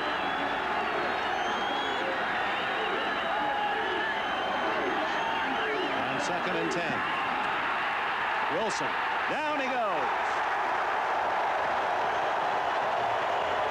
Singletary and Wilson, they had 11 sacks last week and 7 more today. 18 in 2 games. Buddy Ryan's defense is a feast or famine kind of defense. 8 men up front, an all-out blitz, and everybody is coming. Otis Wilson right there, Singletary, number 50. They've thrown everyone. They can't cover all the receivers, but it's hard to find the receivers when you're running for your life, and that's what they count on with that aggressive defense. Raiders trying to get the ball off before the 2-minute mark, but they won't. There it is. 2 minutes remaining in this game at Soldier Field, and these Bear fans who are hungry. It's been 21 years since a champ. 2 minutes to go, and the Raiders at their own 15-yard line with 3rd down and about 17, trailing the Bears 14-6. Wilson playing with a painful thumb injury, but throws that one well to Christensen, who is out of bounds at the 25. Boy, they keep the clock running on that. He rolled out of bounds, but they have the clock running at 1:48, and now they're saying he was out of bounds. Dick, looking at Mark Wilson, at the kind of heat, the kind of pressure he has taken today, no question in my mind that playing quarterback tests a man's courage about as well as any position on the field. When you've got to stand there knowing that you're going to get leveled, stand there knowing that you're going to have one of those linebackers' helmets in your ribs, and you can still stay there and deliver the ball on target. I admire you. And we've seen that today on both sides. McMahon on a scramble has been injured. David Humm, the replacement of Wilson, forced out of the game with a knee injury. And you've got to wait that split second for your receiver to break open, and that's the moment you know you're going to take it.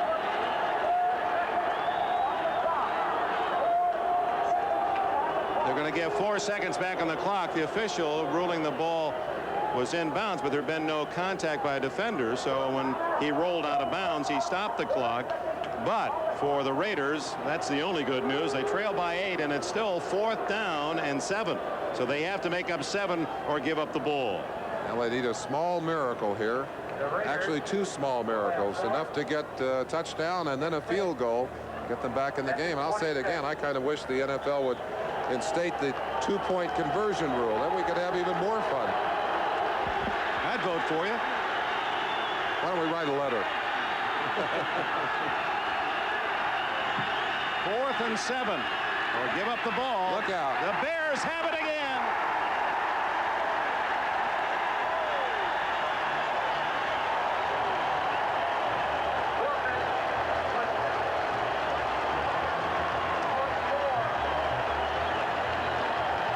Hartenstein, 73, led the charge. The 8th sack for the Bears today. They take over on downs, and they're celebrating in Chicago.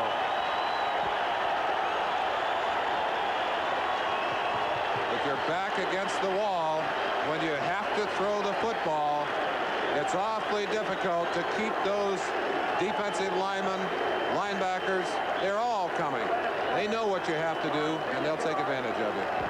Well, the Bears wanted very much to measure themselves because some doubted. Well, the Bears were 6-3, but they really, most of their losses to the good teams. They hadn't really proven they could beat the outstanding teams, and this would be a test. And they have measured up, and it's been the defense that has brought them the victory. Suey to the 15. We want to thank our executive producer, Michael Weissman, coordinating producer, Ted Nathanson. Our game today was produced by Larry Cirillo and directed by Ted Nathanson, technical director Bruce Berquist, associate director Dave Hoffman, associate producer Jeff Himes, and in the booth, Joe Costanza's company of John Englart, Gil Haggard, Dave Ulrich, Terry Kane. Thank you all. Men and women here with NBC coverage of this crucial. We could all feel the camera shaking from the action today.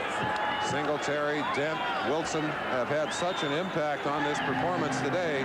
It has been a brilliant defensive game for Buddy Ryan's defense, and the Bears started this game with the thought of seeing how they measured up to the world champions. Certainly as they finish this game, there will be others who will want to measure themselves against the Chicago Bears. 14-6, and it's been a Bear pattern throughout the year. They've gotten the early lead and a big early lead. Haven't scored much in the second half. Haven't needed to. Some of the injuries. Branch did not play at all today. Had not last week. David Hum perhaps out for a few weeks with that knee injury. Kinlaw didn't play today. Millen didn't play today. Plunkett didn't play today. And Wilson was in and out. And one will wonder how that thumb will be going into next week's game. Meanwhile, the Bears have lost Dan Hampton and Jim McMahon, two critical players in their attack. Perhaps the most important two players on their team. Well, Walter Payton. Well, beyond Walter Payton. Excuse me. He's in his own world. He's in his own class. They're going to send him to a higher league. 128, and the Raiders used their last time out. I believe that's their last. I can tell you from experience, Dick, that even though that injury list has about 8 names on it, that if you go down and check along the bench and check tomorrow, you'll find guys hurt tomorrow who thought they were all right after this game. The hitting has been so vicious on the field today and so consistent that there are injuries that you just can't believe. On the field. Don't wander away. NFL 84 will bring you up to date on the early games today, and then to your delight, there's one of the 4 outstanding games waiting for you. Miami and the Jets, the Chiefs or Seahawks, New England at Denver, and Cincinnati at San Francisco to follow this telecast from Chicago.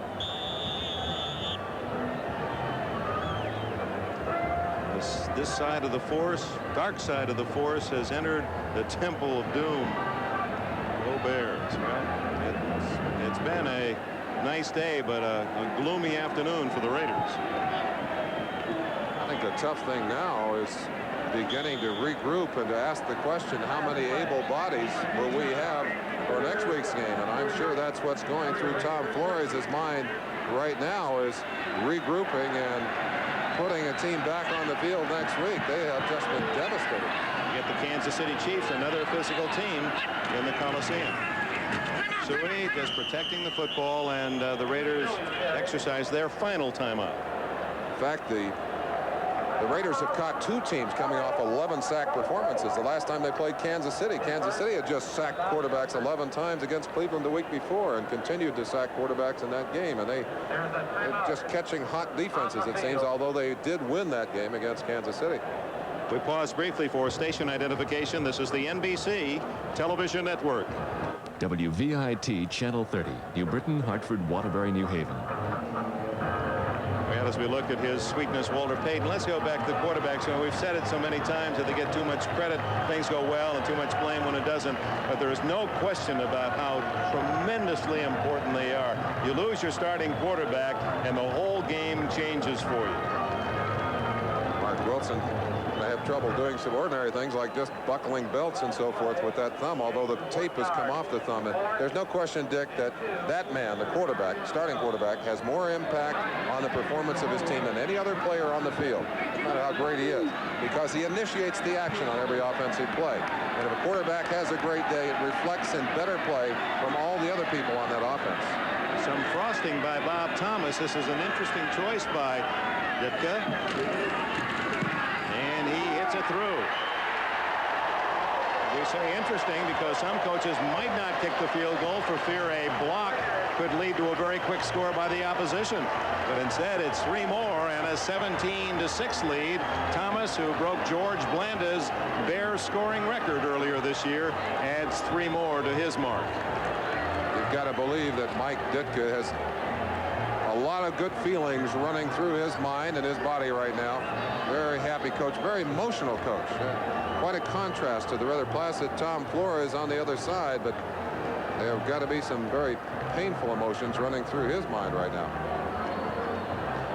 First back-to-back losses suffered by the Raiders since '81, when it was the Bears again and the San Diego Chargers who beat them late in the season. That was that 7-9 year for the Raiders after they had come off the Super Bowl win in New Orleans.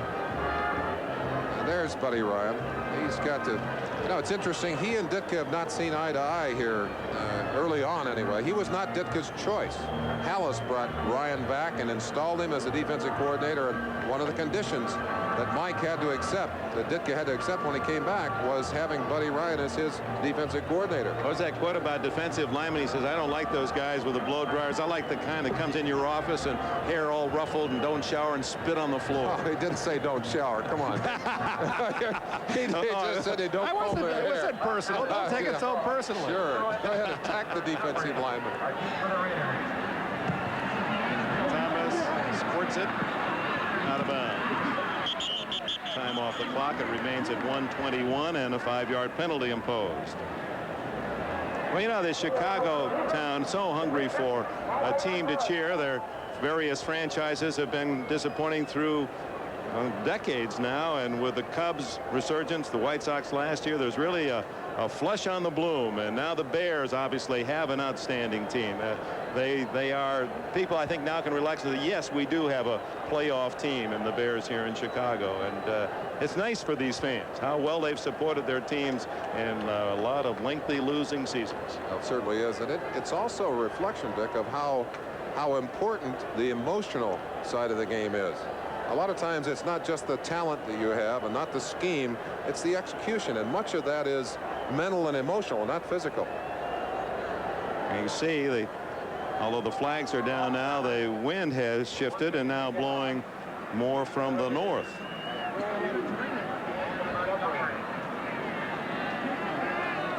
Yeah, well, Ditka, you know, it started late last year. They were 5-1 to close out the season.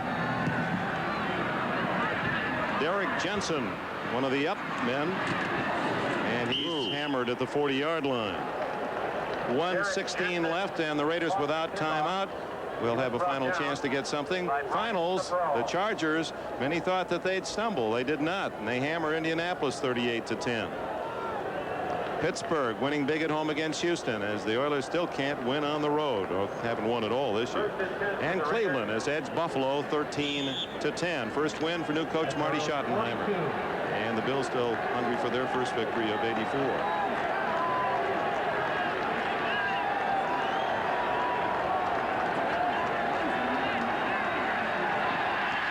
Make it 9 sacks and a flag down. Richard Dent. Oh, he, as we said, has 6.5 sacks the last 3 games, and he's just been terrorizing Wilson all day. I think he's had 4 today, Dick.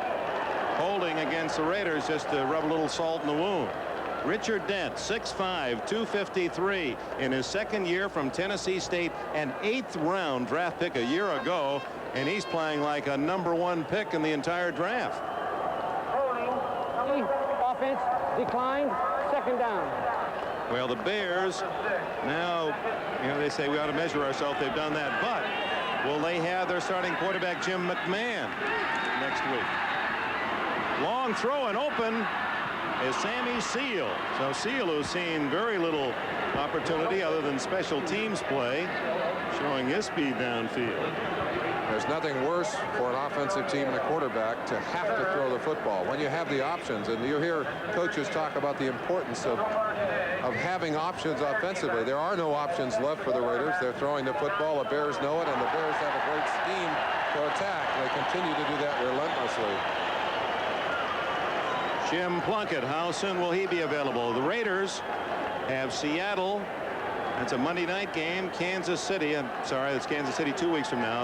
I said they play them next week. Seattle, Kansas City, Indianapolis, at Miami, at Detroit and Pittsburgh. Nothing too easy in the remaining 6 for the defending champions. Wilson somehow ducks out of that problem, and Fensick has another interception. Gary Fensick to the 23-yard line, and that just adds some frosting to a brilliant defensive day for the Chicago Bears defensive unit. They have been most impressive.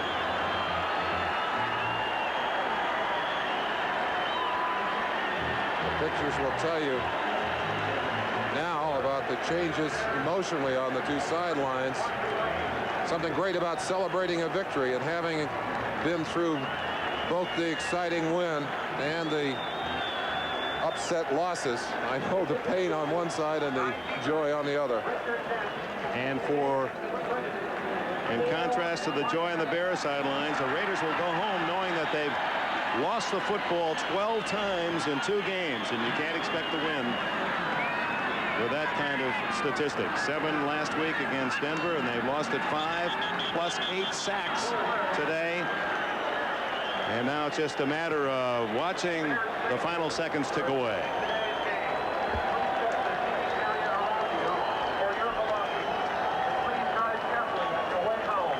.34 seconds showing on the clock, so they'll have to execute one more play.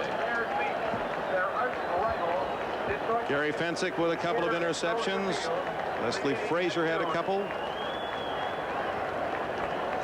Most of those interceptions set up by the tremendous pressure on the quarterbacks.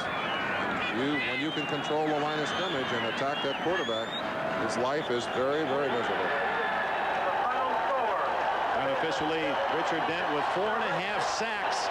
The star, he's had 11 sacks in the last 4 games. Walter Payton, brilliant as always, but it was really the defense. Hang the star on that defensive door. They were the ones who bring home the 17-6 victory for the first place Chicago Bears.